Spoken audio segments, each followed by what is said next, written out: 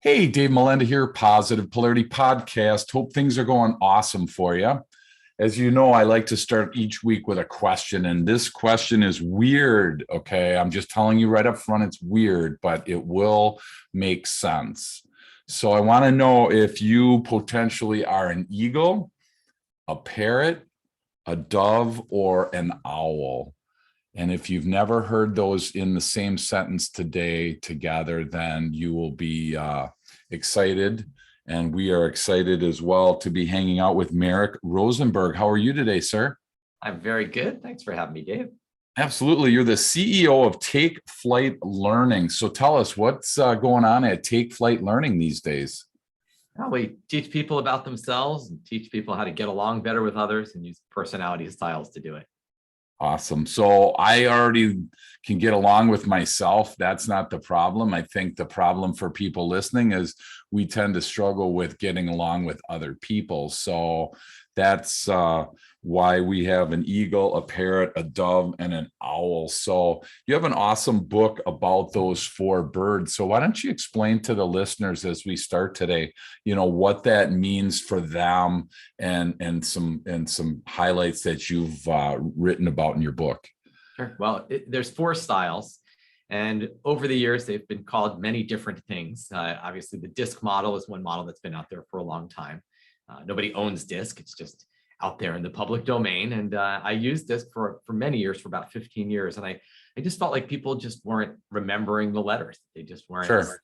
And I wanted to make them more visual, more fun, something that people could immediately grasp and make them intuitive. So I linked them to eagles, parrots, doves, and owls, and it just makes it easy to remember. Wow, that's awesome. So in my day-to-day travels, if I'm an entrepreneur, business owner listening, Merrick, and in my normal day-to-day routine, how important is it for me to understand if I'm an eagle, a parrot, a dove, or an owl? How does that work from the self perspective? But the most successful people are the most self-aware people.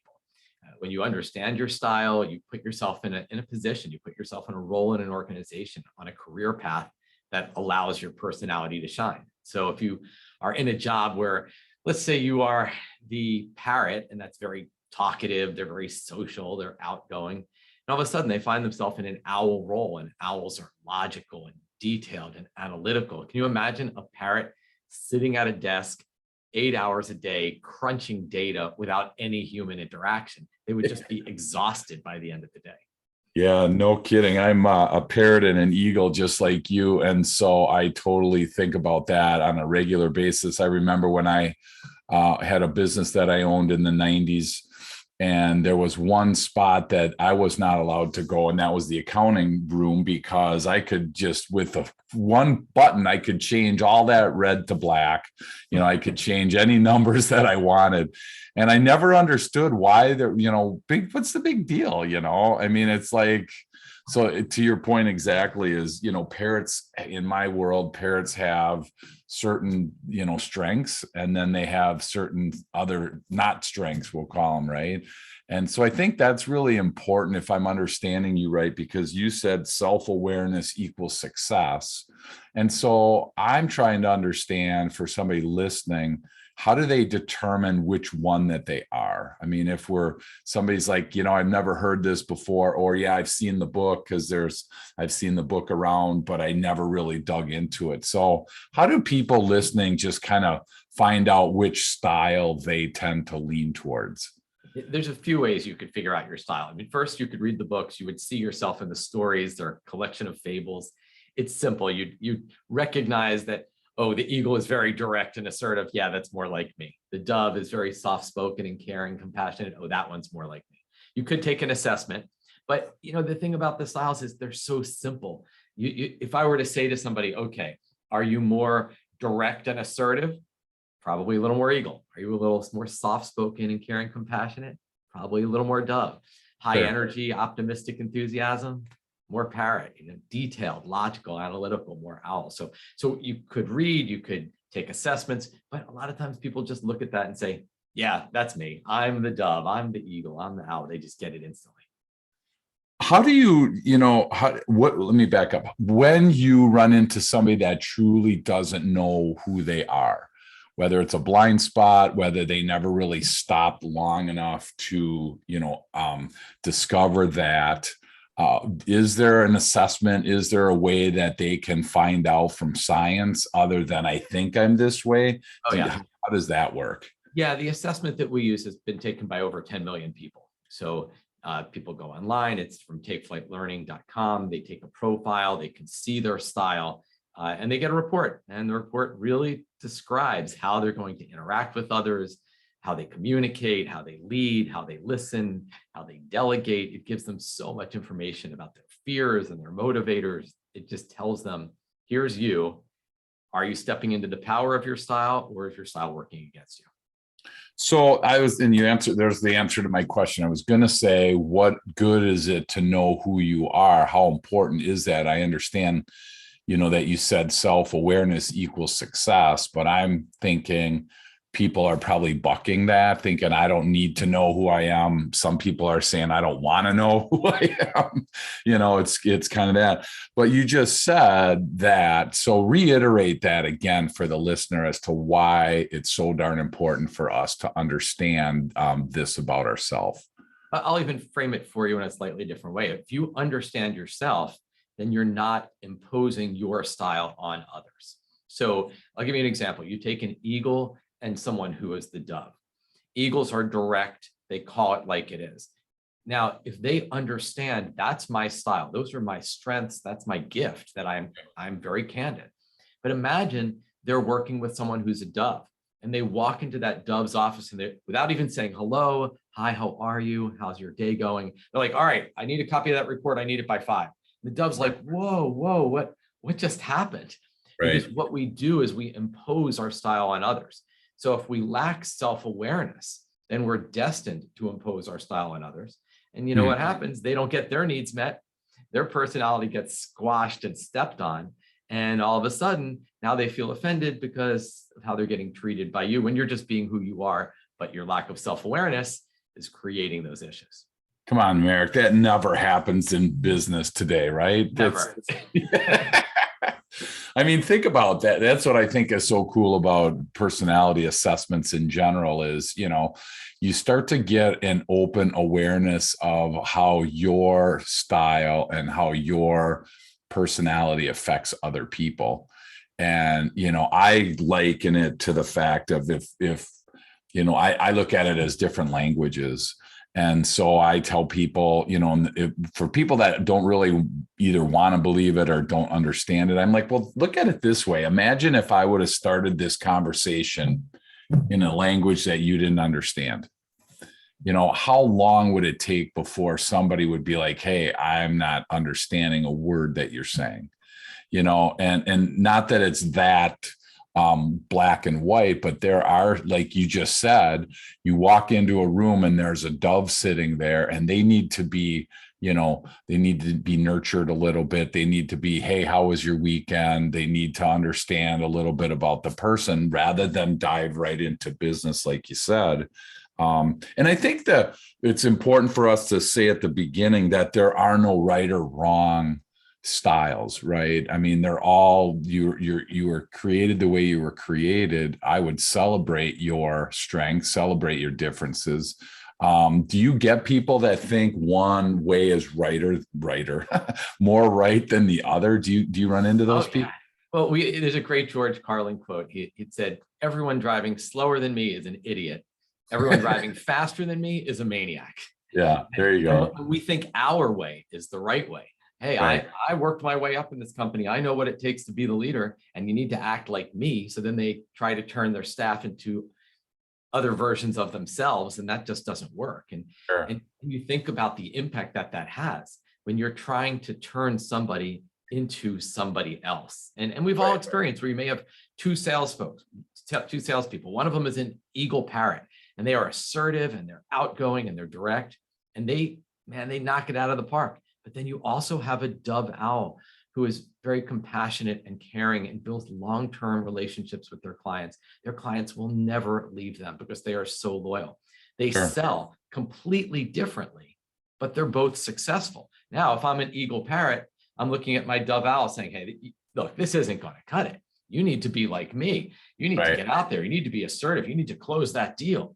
And the dove owl is like, well, that's just not who I am. And so this is the problem that a lot of managers have, is they try to turn their people into the best version of themselves, as opposed to the best version of those people.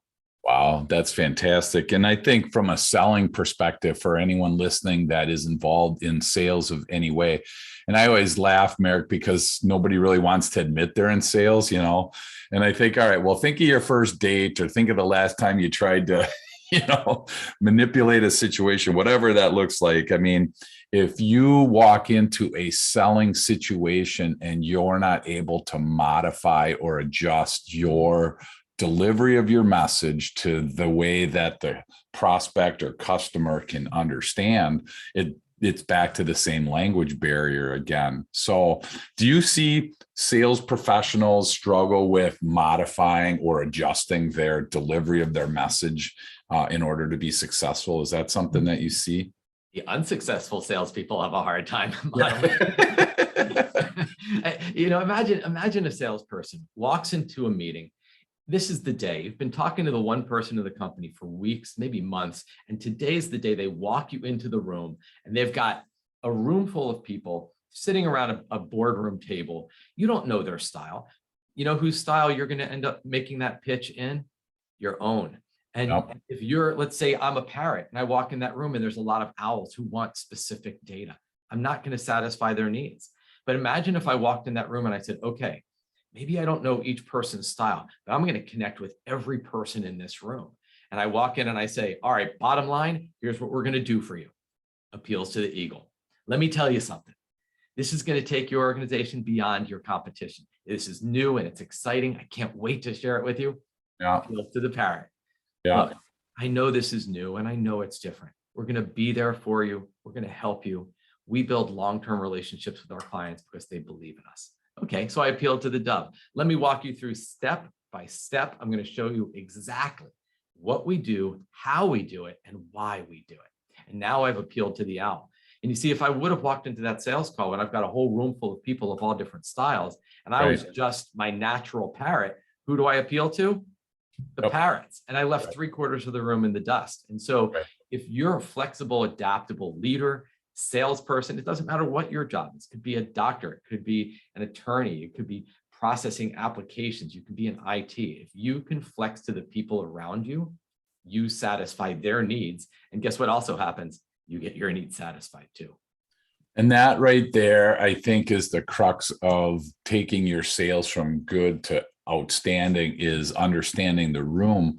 But I have to say, Merrick, and the sales professionals that I've trained over the years, they have a rote way of doing it. There's like 4 steps to the, to success. And I can't deviate from that. There are a lot of people that are teaching, the method has to be a certain way.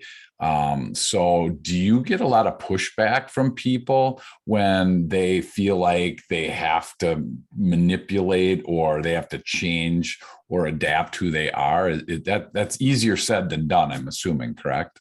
It's not a matter of changing who you are. It's a matter of flexing a behavior. And I'll give you an example.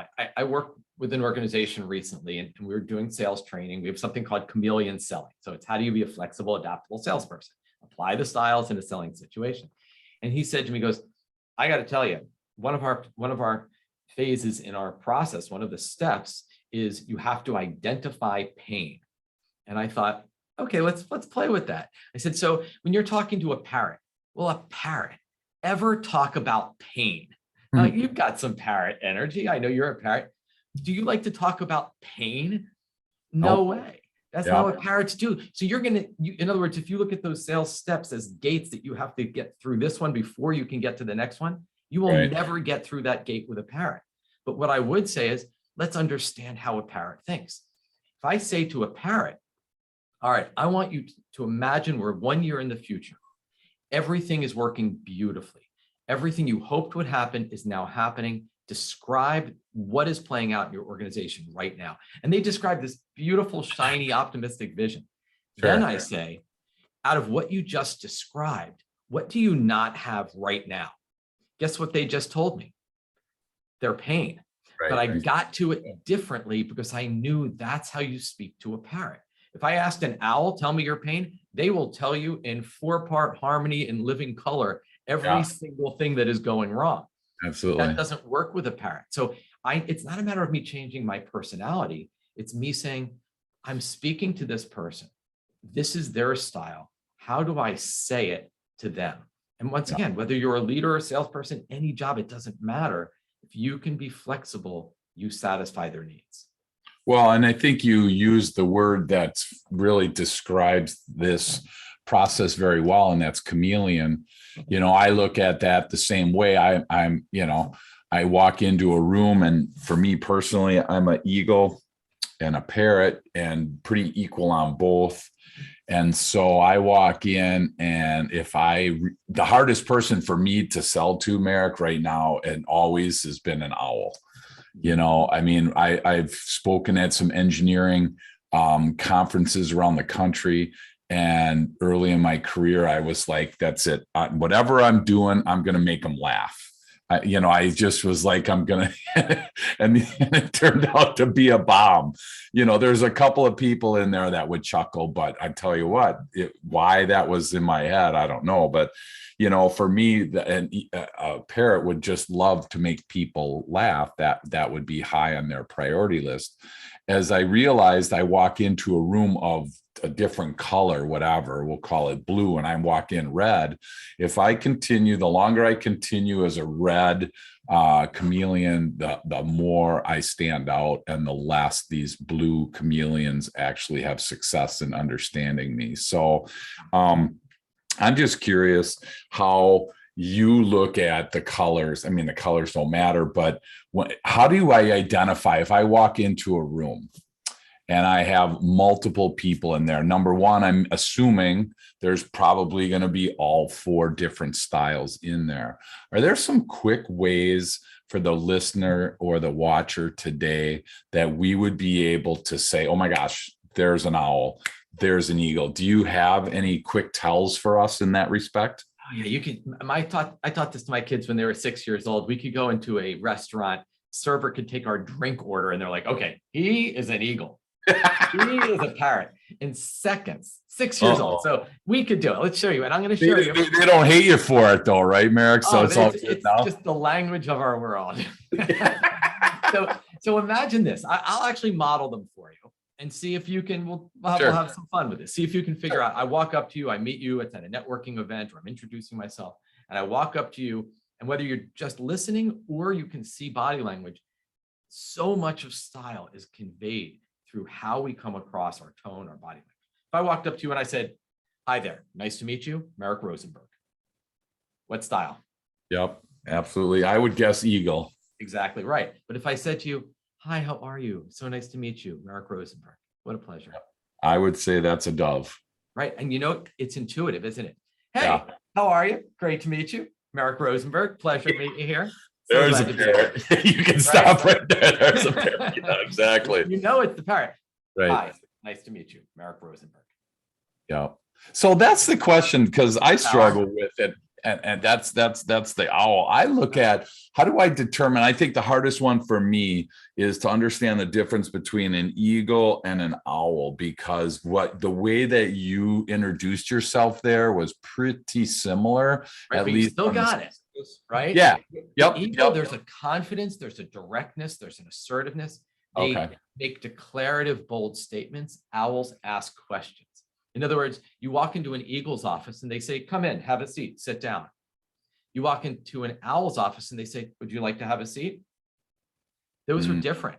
The eagle is telling you what to do. Come in, sit down. The owl is saying, would you like to? It's the questions. You can tell by the amount of questions that owls ask, by the level of detail. Eagles stick at 10,000 feet, big picture. All right, what's the goal? What's it going to cost me? What are you going to do? Owls are like, walk me through the process step by step and explain to me exactly how this is going to work. And then they'll have questions about their questions.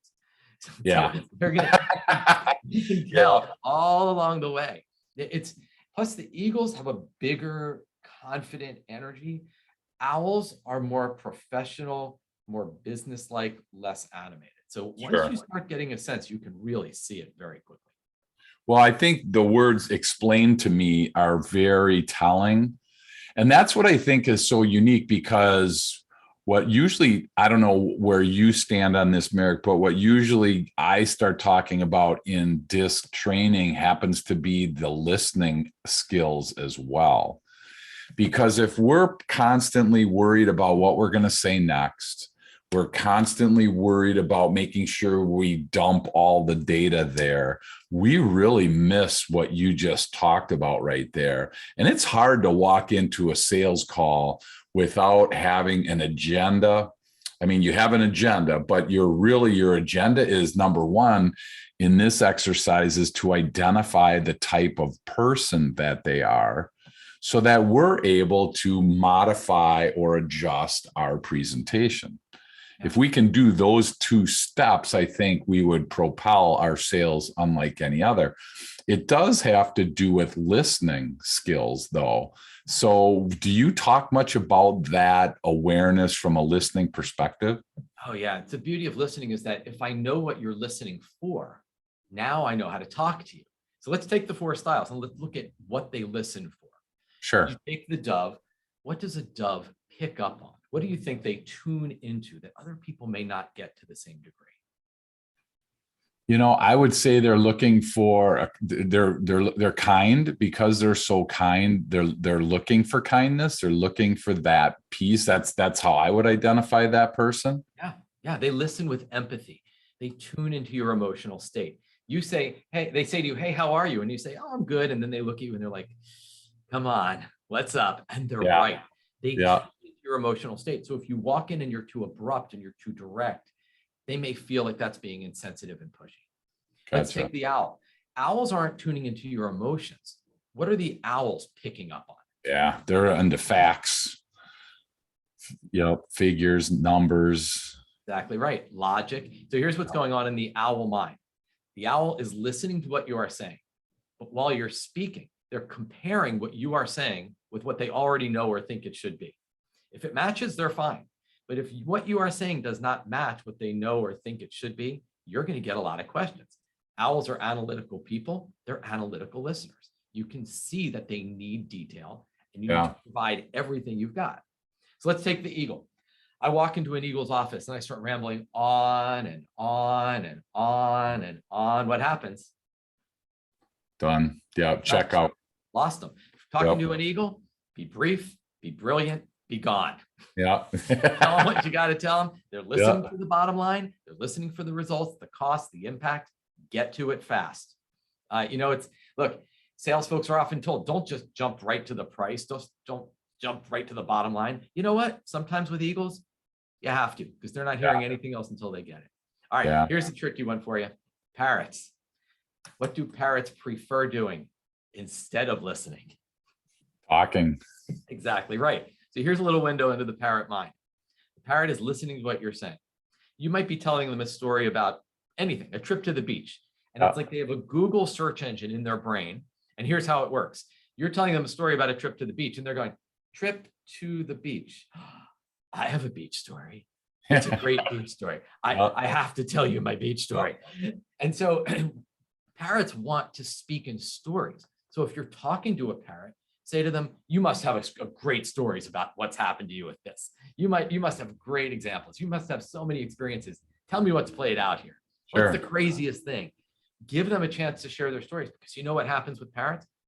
They sit there and tell their stories for the next half hour, and guess who they really like? Yeah. You. Exactly. And so if I know how you listen, I now know how to sell you or influence you or speak to you. Like, as you said, John Maxwell once said, leadership is influence, nothing more, nothing less. Every aspect of leadership, of selling, it's all about influence. And if we know how to communicate with people, we can influence people. Wow.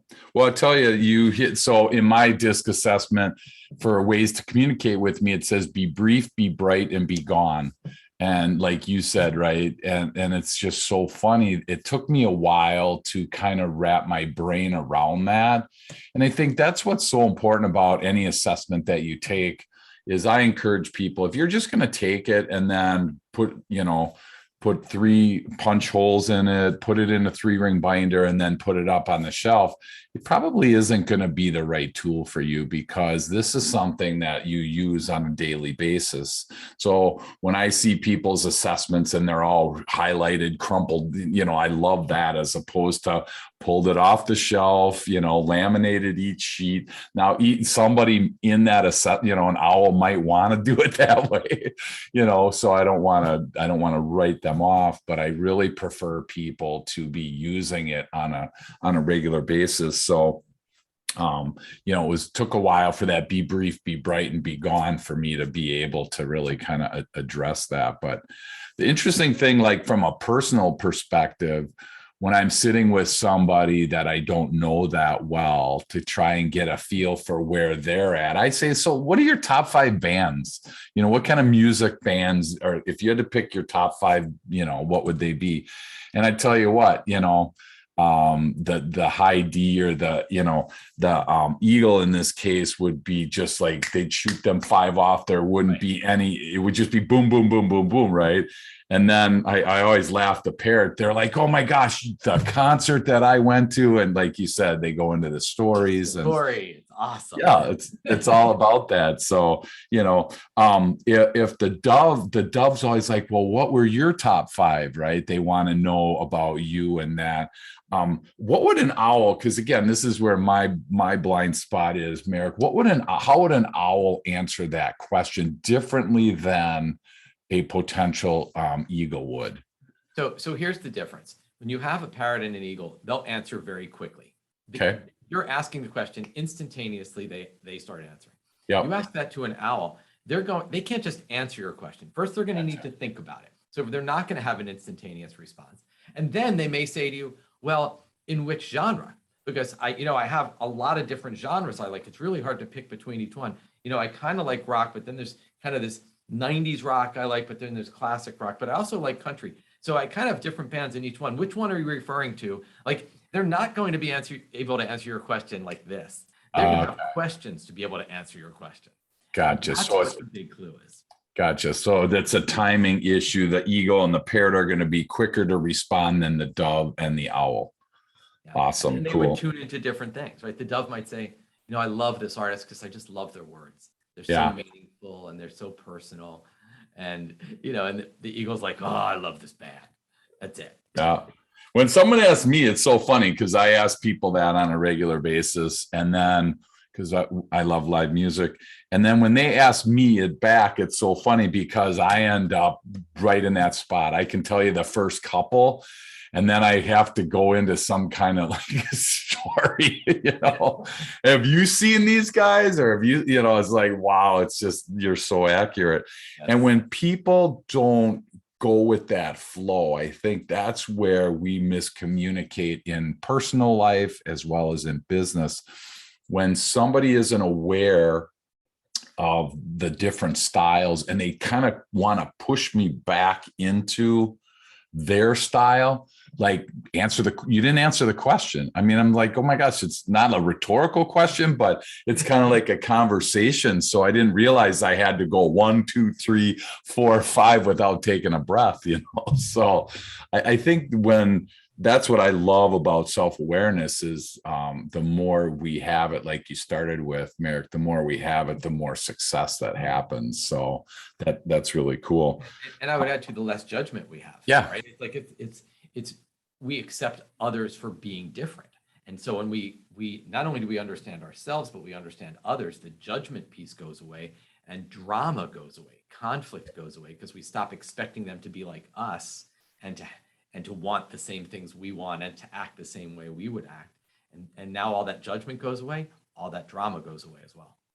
So as you talked about your kids understanding this, I mean, this is obviously something that transcends work. How do you help people, or how do you suggest that the business owners, entrepreneurs listening today would kind of bring this home, so to speak? How does that work at home? I tell people all the time that this is the one topic that they're going to learn about in the classroom, in the workplace, and they're going to talk about at the dinner table at home. Yeah. They're going to be talking with their spouse or their kids or their partner, and they're going to talk about their style because our style plays out everywhere we go.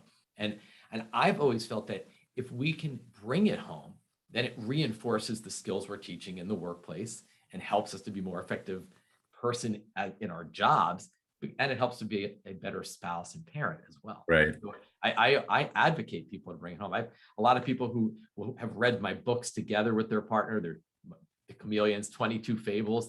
They'll sit in bed at night and read a fable or listen to the audiobook in a car, turn it off after one of the fables and just talk about it with their kids. Sure.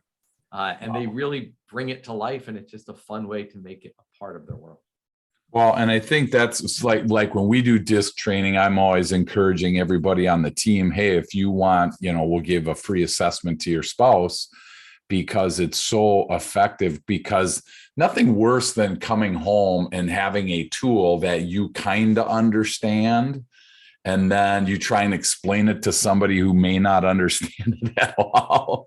I mean, it's kind of like explaining the remote control over the phone, your TV remote. It's like, do you have a button that says this or that? I mean, it's just so hard for me to do. So I hope that people listening, today will use the information not only for themselves in a professional environment, but also in a personal environment, because like Merrick said, this is something you can take home.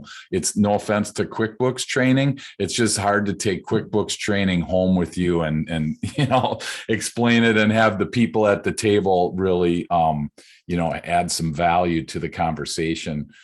So this is something that, again, transcends business and personal. One thing you mentioned as we start to land today, you mentioned, like a lot of times entrepreneurs or business owners, they want to try and find people just like them. And I run into the same scenario. And so we're trying to tell people, hey, I say, hey, if I had 10 people on my team, and my goal was to create 10 Dave Melendez on that team, it would be like, we would have ideas. We would have, whiteboards full of ideas, because I love creating new ideas. I love coming up with new ideas. The implementation of the idea is a whole different story. I'm not as good at implementing as I am coming up with an idea. So if we had 10 Daves on that team, we'd have a ton of ideas and nothing would get implemented. So when you're talking to business owners, what's your concept for creating a team? Are you looking for a balanced team? Are you looking for, a little bit of everything? What do you tend to tell your people? I always tell people, staff your weakness. You don't need a replica of you. And I think of my own world. I'm the parrot eagle. I'm big picture visionary. I have ideas just like you, but I surround myself with people who poke holes in those ideas, who put plans together and make sure they happen and make sure all the details are done properly. And so if you only are hiring people like you, you're going to leave a vacuum of some skills and you'll feel the pain of that. And so, the teams that have a good mix of style tend to be quite effective. Staff your weakness. Now, there's 3 really powerful words. The big if there, though, is, Merrick, is that people have to admit that they have weaknesses. So that's kind of easier said than done, right? The self-aware people, right? Exactly. Self-aware people, they build effective teams because they're aware of their strengths. They're aware of the things that and it's not, and I don't often even use the word weakness. It's just those areas that they're just not natural for you. Find somebody, can I sit and crunch data all day? Sure. Would I go home absolutely exhausted at the end of the day? Yes. Maybe I should hire someone who crunches data all day to be my accountant and goes home energized from it. And loves it. They love it. And that's so hard. I mean, that the less self-aware we are, the more we tend to judge those people, or the more we have an immediate opinion of them. How can they do that all day? How can, one of the businesses that I was in, we sold construction products, and it was interesting because we would tour a factory, and every day that we toured that place, and I was probably up there, I don't know, 50 times at least. Every time that we were up there, there was one guy that was basically doing what was equivalent of putting a pen cap on a pen. And the guy'd been there 20 some years and he absolutely loved it. And we'd walk by, big old smile on his face. And he loved the security. He loved the simplicity, and I'm looking at this and I'm looking at the people around me and I'm like, you guys, I think I could maybe make it till the first break. And then I'd be like, get me out of here. Right. And this guy's done it for 20 years. So my thought in my mind at that time, Merrick, was what's wrong with this guy? Why, how can he do this? And I think that's what's so powerful about this. And my question is, do you see the different birds tending to judge other birds because they're not like them? Is that a common theme that you're seeing? Yeah, there's a great quote. It's actually one of my favorite quotes by Krishnamurti. He said, "The highest form of human intelligence is the ability to observe without judging." Yeah, wow. And I love that, because that's what, by learning these styles, that's what it shows you, is that when you see someone who does something different, instead of saying, why do they have to do it that way? Say, that's fantastic that they can do things differently than I can, get the same or better results, or they add something to the team that I don't bring. And I'm glad they do. And so when you can value the differences, when you're a parrot and you throw out an idea and you have an owl who can take it apart and dissect it, instead of saying, wow, they're really deflating my balloon here, say, I'm glad you're here because you've asked a lot of really good questions. Yeah. So you can let go of that judgment.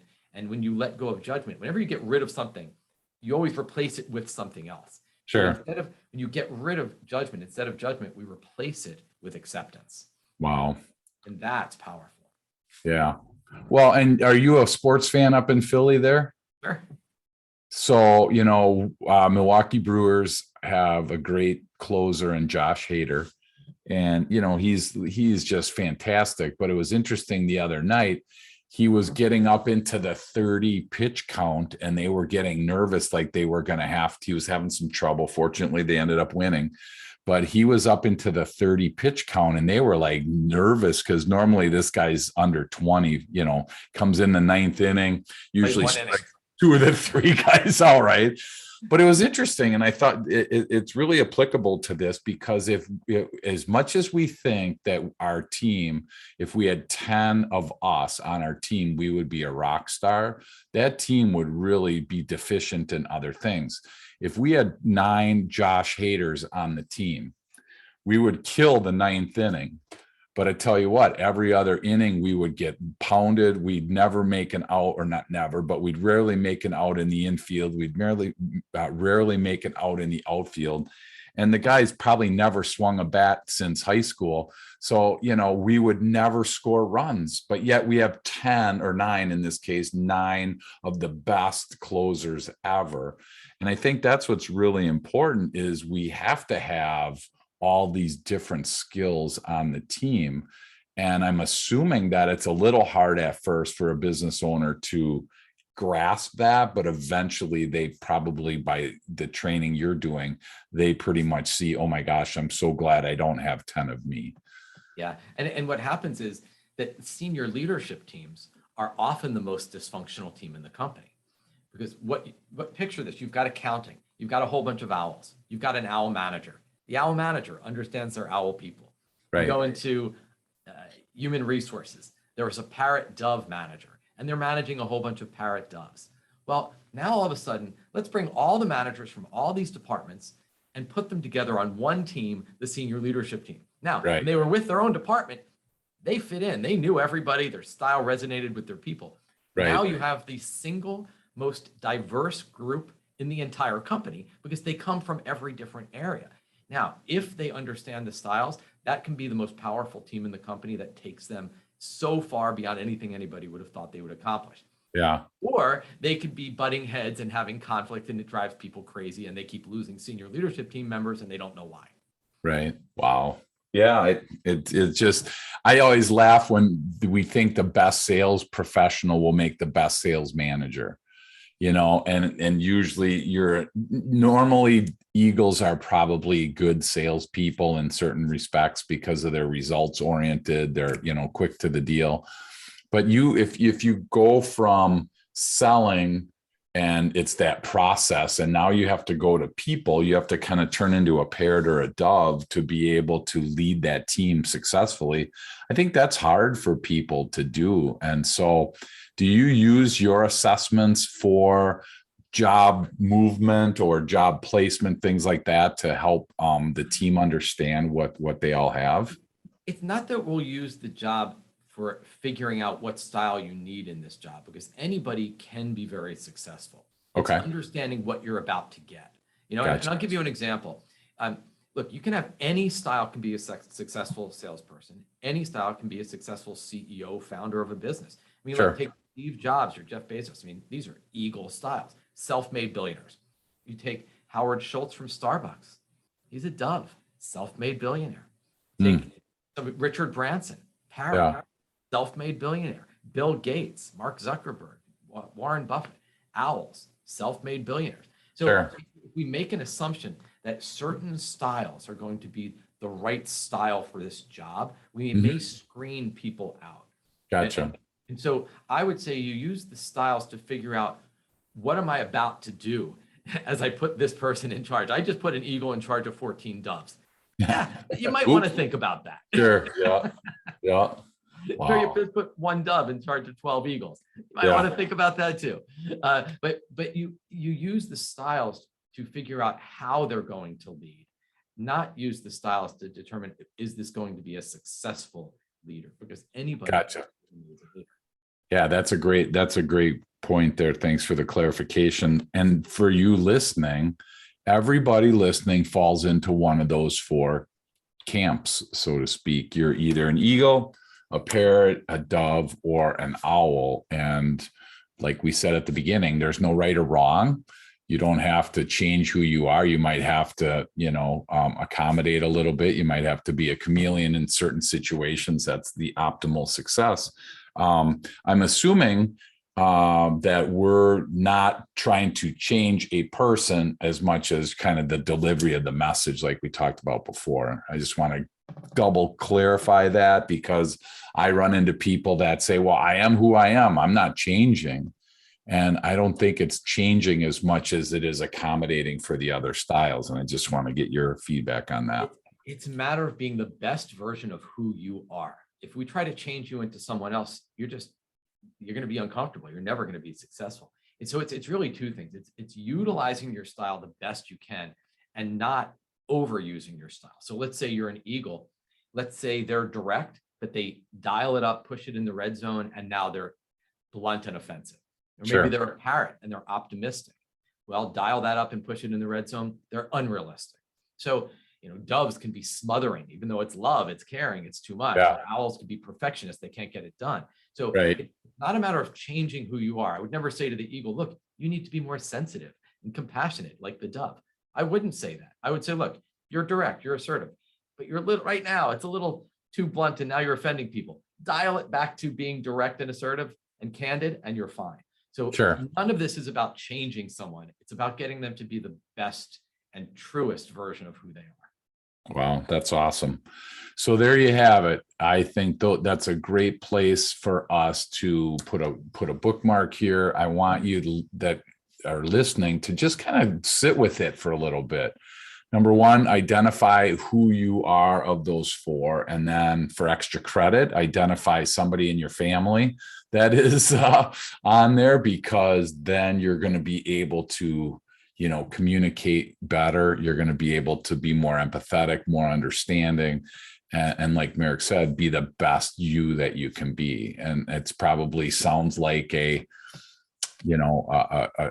cheesy slogan, but it's true, because we know the self-aware people are successful. And we know that, when you're thinking about other people in addition to yourself, you're just way more fun to be around. So spoken from a parrot's perspective, who judges everything on how fun it is to do, right? So, but I appreciate your time, Merrick. A couple questions, I'm going to let you go.